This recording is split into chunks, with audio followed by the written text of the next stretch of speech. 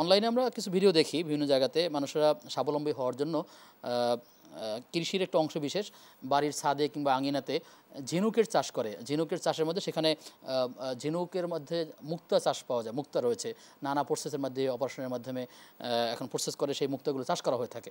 প্রশ্ন হচ্ছে যে আসলে এই ঝিনুকের মধ্যে মুক্তা চাষের যে পদ্ধতিটা ইসলামী শরিয়ার ক্ষেত্রে কি বলছে? আসলে ঝিনুক, শামুক এগুলি প্রাকৃতিক সম্পদ।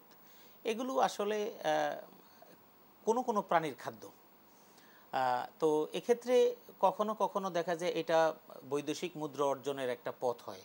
যেমন আমরা শুনেছি শামুক বিদেশে রপ্তানি হচ্ছে, তারপরে ঝিনুক রপ্তানি হচ্ছে, এবং আমাদের দেশে কাঁকড়া রপ্তানি হয়, মাছ রপ্তানি হয় বিভিন্ন প্রজাতির। এবং এই যে মুক্তা চাষ, এটাও একটা, যেমন মৌমাছির মাধ্যমে মধু চাষ।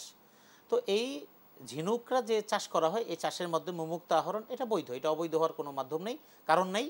কারণ হলো এটা আল্লাহ প্রদত্ত জিনিস। এটা একটা হ্যাচারি করে কোনো কোনো পদ্ধতিতে সেটা করলে এটা কোনো সমস্যা নেই, শরীয়তের কোনো বাধা যদি পরিবেশের ক্ষতি হতো কিংবা না, এটার কারোর সাথে উপরে কোনো কিছু জড়িত না। এটা একটা স্বাভাবিক একটা কৃষি পণ্য বলা চলে এখন, যেহেতু জি। একজন কৃষক হিসেবে করছেন। কিন্তু এটা প্রাকৃতিক সম্পদ, এটা সমুদ্রে থাকে, নদীতে থাকে, কখনো পুকুরেও পাওয়া যায়। এটা করা যাবে, কোনো সমস্যা নেই।